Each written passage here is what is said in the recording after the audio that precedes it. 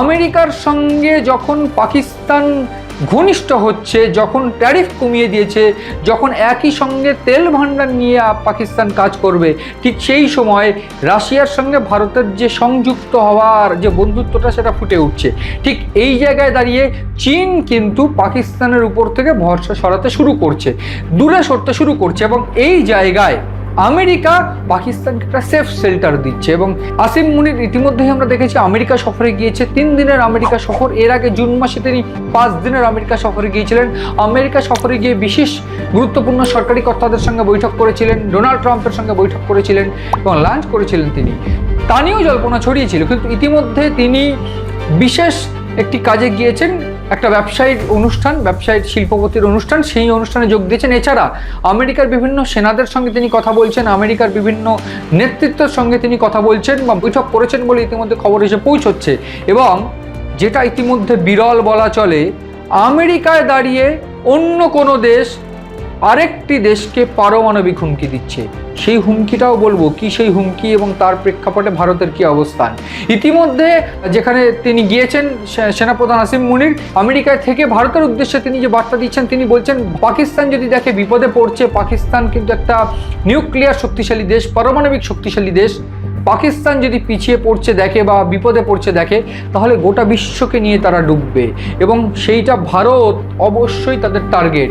এইটা পরিষ্কার করে তিনি বলছেন। শুধু তাই নয়, সিন্ধু জলবন্টন চুক্তি প্রসঙ্গে তিনি পরিষ্কার করে হুমকি দিচ্ছেন যে ভারত কিন্তু হুমকির মুখে রয়েছে, যে কোনো সময়ে তারা যদি বাঁধ তৈরি করে আমরা অপেক্ষা করব, বাঁধ তৈরি করার পরেই 10টা মিসাইল দিয়ে বাঁধ ধ্বংস করে দেবো। এমনকি তিনি এটাও বলছেন যে ভারতকে ধ্বংস করার জন্য পর্যাপ্ত পরিমাণে মিসাইল আমাদের রয়েছে, অর্থাৎ পাকিস্তানের রয়েছে। আমরা অতীত ভুললে চলবে না, পাকিস্তানকে অতীত ভুললে চলবে না। তারা নিজেদেরকে হাসির পাত্র করে ফেলেছেন। এর আগেও দেখেছি চীনের সঙ্গে মিশে তাদের যে অস্ত্র ব্যবহার করেছে, তাদের ফাইটার জেট ব্যবহার করেছে, ফাইটার জেট ব্যবহার করে নিজেদেরকে হাসির পাত্র বানিয়েছেন। বর্তমানে আবার হাসির পাত্র বানাচ্ছেন। কেন? নাকি আমেরিকা রয়েছে। আর কত হাসির পাত্র হবেন আপনারা? আসিম মুনিরকে জানা উচিত, আসিম মুনিরের বোঝা উচিত যে ভারত কতটা শক্তিশালী দেশ। ভারত যদি একটা হাতি হয় তাহলে পাকিস্তান যুদ্ধক্ষেত্রে একটা হামিং বার্ড। কেন বুঝতে চাইছেন না আপনারা? কেন বারবার নিজেদের মুখ পোড়াতে আসছেন ভারতের কাছে গা ঘেঁষে? ভারতের গায়ে গা ঘষতে গিয়ে কেন নিজেদের মুখ পোড়াচ্ছেন? প্রশ্ন তুলছে ওয়াকিবহল মহল, প্রশ্ন তুলছে পাকিস্তানিরাই। এখানে আমাকে একটু বলতে হবে যে কেন এই সাহসটা পাচ্ছে আমেরিকার বদান্যতা, এই সাহসটা পাচ্ছে তার কারণ আমেরিকা ইতিমধ্যে একটা বেনিফিট ইনভলভ করে ফেলেছে নিজেদের পাকিস্তানে। এবং এই যে সাহসটা আমেরিকা দিচ্ছে পাকিস্তানকে, এটাও আমেরিকা ভুলে যাচ্ছে যে দুটো ভয়াবহ দুর্ঘটনা, দুটো ভয়াবহ জঙ্গি হামলা পাকিস্তানেই কিন্তু করেছিল আমেরিকায়। পেন্টাগন থেকে শুরু করে, সাংবাদিক হত্যা থেকে শুরু করে, চার্চ হামলা থেকে শুরু করে, পাকিস্তানের তরফ থেকে আমেরিকার সংসদ ভবন হামলাও কিন্তু করা হয়েছিল। ফলে এটা কেন তারা ভুলে যাচ্ছেন? ভুলে গেলেই বা আমেরিকা বেঈমান হতে পারে, ভারত যেমন বেঈমান না, আমি বারবার করে বলেছি। এখানে পাকিস্তানের যে ভূমিকা, পাকিস্তান ভারতের উপর নাকি নিউক্লিয়ার হামলা করবে, ভারতের উপর নাকি মিসাইল ছুটবে। অপারেশন সিঁদুরেই তো প্রমাণ পেয়ে গিয়েছেন সেটা। ভারত তো দুর্মুষ করে দিয়েছে আপনাদের। ইতিহাস বলছে, তথ্য বলছে 5টা ফাইটার জেট নষ্ট করা হয়েছে। ব্রহ্মোস একেবারে হামলা করবে বলে প্রস্তুত ছিল। বিভিন্ন ক্ষেত্রে এয়ারবেস ক্যাম্পগুলোকে নষ্ট করে দেওয়া হয়েছে। আর এখনও সেই এয়ারবেস ক্যাম্প ঠিক করতে পারেননি। পারমাণবিক স্টোর আপনাদের সেইটা হামলা করা হয়েছিল। কেন ভুলে যান সেগুলো?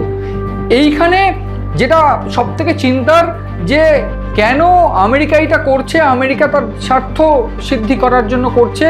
কারণ ভারতকে তাদের টার্গেট করতে হবে, অর্থনৈতিকভাবে টার্গেট, ইকোনমিক্যাল টার্গেট। এই ইকোনমিক্যাল টার্গেট করার জন্যই বারবার করে জঙ্গি হামলা করানো হবে, বা জঙ্গি হামলা করালেই ভারতের অর্থনীতি ভেঙে পড়বে।